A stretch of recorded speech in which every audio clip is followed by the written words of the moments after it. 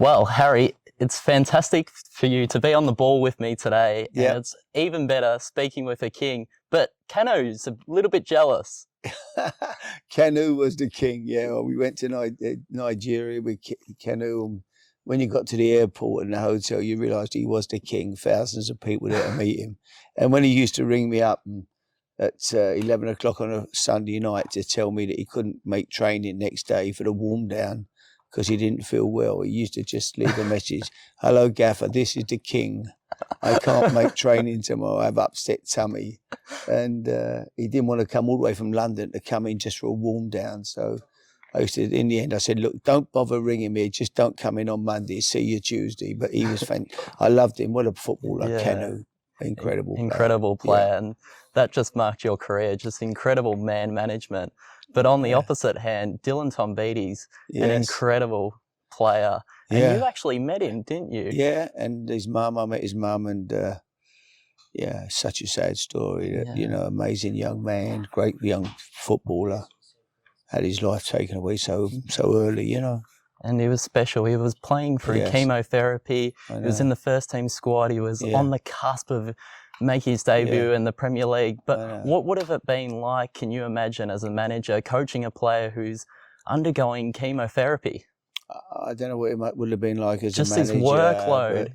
As a parent, to have a boy who's going to fulfill his dreams of being a professional footballer, playing at one of the biggest clubs, you know, West Ham, a great club to play for, and then suddenly get struck down with that. I mean, I don't know. You can't imagine. No one knows until they've been there. So, you know, it was an incredible, sad story. No, it's heartbreaking. And it's even unimaginable. Bobby Moore went through testicular cancer 2 years before he had the World Cup. Do you remember? Yeah, I do. Yeah, I remember Bobby having the operation, and we were teammates. And that was.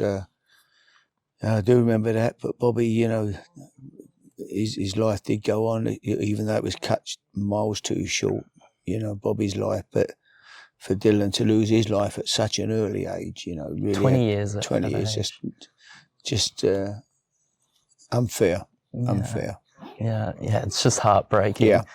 And as we are a Testicular Cancer Foundation, what's your ballsiest moment?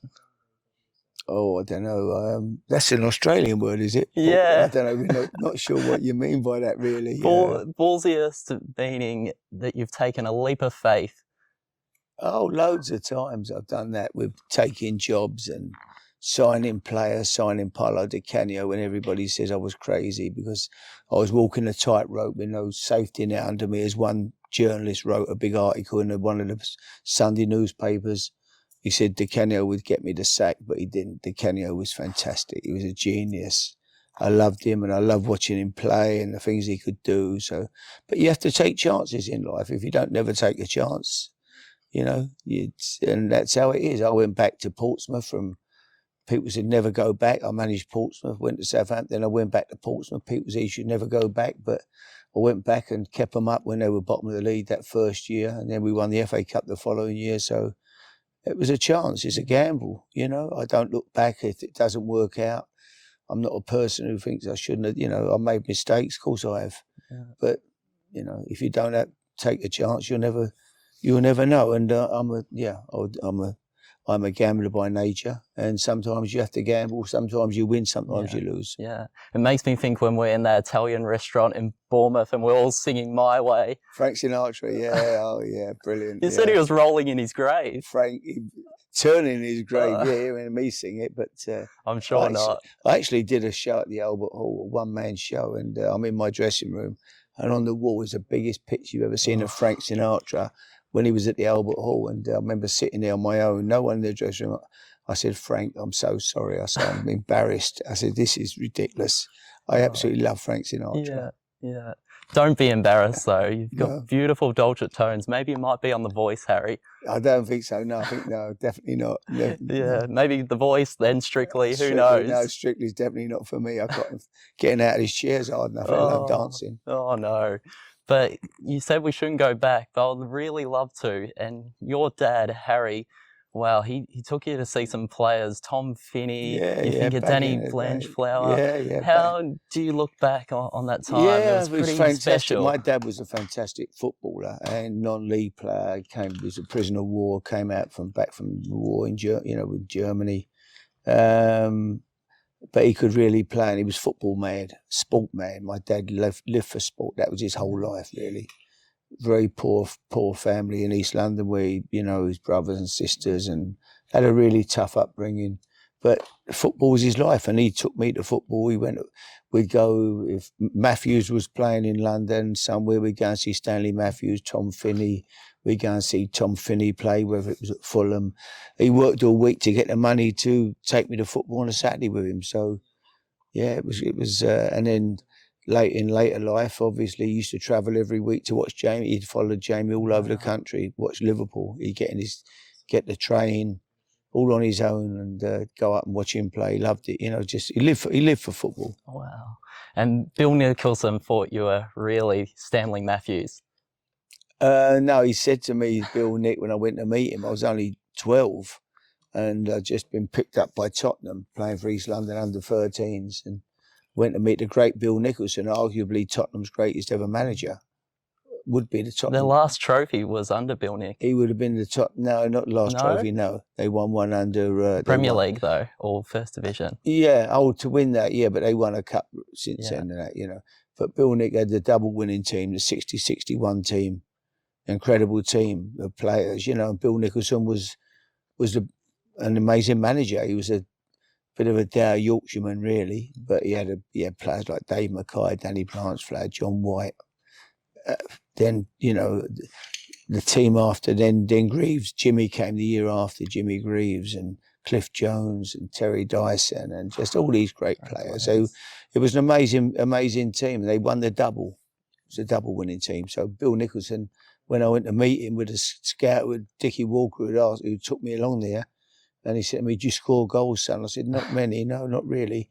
He said, "Well, I only know one great winger who didn't score goals, and that was Stanley Matthews." He said, "I don't think you're going to be as good as him, are you?" I said, "No, I don't think so." And he was right. So, but no, Stanley Matthews was still playing in the top division at 51. 51. When people used to kick lumps out of you, aggressive, people lifting him 6 foot in the air when the ball come to him. Muddy pitches, 51 years of age. Who knows? Messi and Ronaldo might go to that age. But it isn't incredible, isn't it? Yeah. Amazing player, amazing man. Player. Yeah. Yeah. As important as having a hero when you're growing up, I know you love Duncan Edwards so much. Well, Duncan Edwards was, I was only 10 when he lost his life. I saw the last game the Busby Babes played, pre-Munich. They played Arsenal at Ivory, and it finished up 5-4. And they flew out from there to play in Belgrade in the European Cup, Champions League as we call it now. And they stopped to refuel in Munich, in Munich. And then when they went to take off, the snow had come and the plane had got frozen, the wings and whatever. And after a couple of aborted takeoffs, they finally tried to take off again. And it ploughed through the end of the runway, and lot of them young boys, that great Busby Babes, they all lost their lives, and Duncan Edwards was one of those great players that lost his life. Excuse me. Just devastating. But what a squad, though.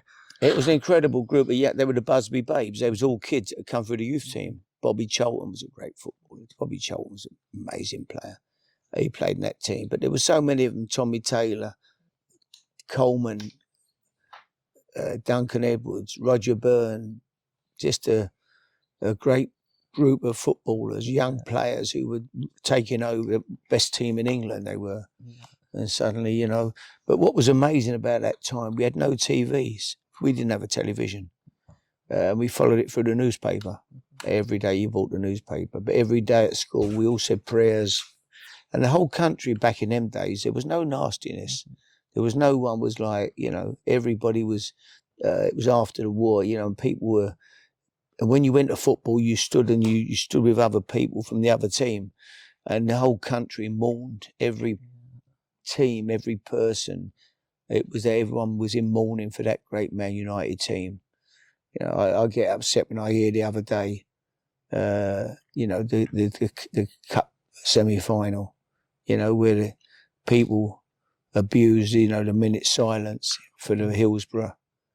I just find that incredibly, you know, just unthinkable, sick. really. Yeah, but it didn't happen back in them days. The whole country, we all came together in mourning for that great Man United team. Yeah, because it's just I wasn't a Man people. United supporter, but I love football and I admired all them great players, you know. Their memory lives on. And you may have not had a television, but you found the most beautiful picture with Sandra at the two puddings. Oh, yeah. Was it the mullet that won her heart? Did I have a mullet? Yeah, I went there. We used to go there and they used to have a dance on a Sunday night. And so me and my mate Colin Mackworth was a young goalkeeper at West Ham. We were only 17. And we got there and it was, we didn't go there to drink, or he went there, there was dancing and Motown music from the 60s, you know? Yeah. And then there's two girls dancing around their handbags and we went up and asked them to dance and that was how it started. Wow. And we've been together ever since. Yeah. Been amazing. Is that why your knees are playing up now? Too much Motown? Dancing? No, I wasn't a very good dancer, no. I used to wait for the slow one to come on at the end. You just picture run beautifully. Yeah. How did you know Sandra was the one? Because I remember we're at that restaurant in Bournemouth and you said to the waiter, please, let's just play that song for me, Gladys Knight. The best thing to ever happen to me. Absolutely, the best thing that ever happened to me, for sure. That's what she was, yeah. So no, I just fell in love with Sandra from day one, really.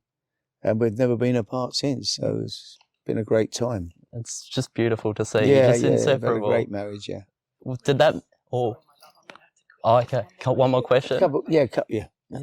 Did it make it so hard when you went into the jungle and you were separated? Yeah. But did you think when you...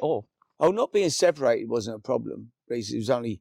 But she'd had sepsis. And I thought that when they said I had to go out and lead the camp, I thought Sandra had been taken ill again. That's where I got a bit emotional. But no, I mean, I missed her obviously every day. But it was only when they... You know, I just thought, oh my God, I knew she hadn't been well prior, and I thought the sepsis, you know, was a problem. So, but no, because sepsis, people don't realise, you know, more people died with sepsis last year than died with a lot of the 3 major cancers.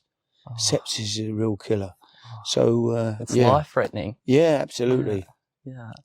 And did you think when you were going into the jungle and you walked, not through the door, but when you walked in, did you think, oh my goodness, I'm back at QPR here?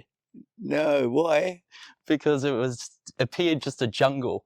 No, QPR was a good time. I enjoyed it. I had a great chairman, Tony Fernandez, and we end up, you know, winning the playoff final at Wembley, Bobby Zamora scoring. So, no, I had a great time at QPR, like I have everywhere. You know, there's always, as I say, there's ups and downs, and you know, it's a roller coaster, isn't it?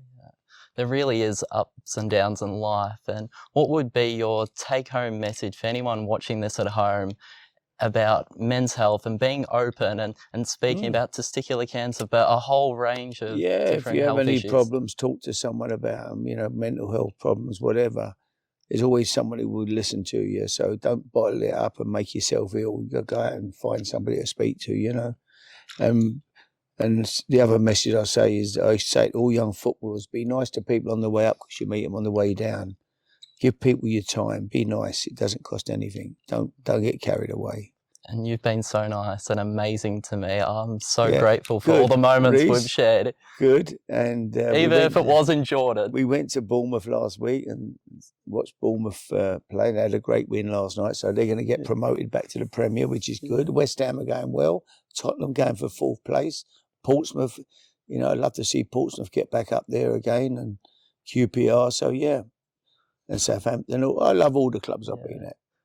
Almost as much as Jordan. That was good experience. I loved it. It was great, good fun. Yeah.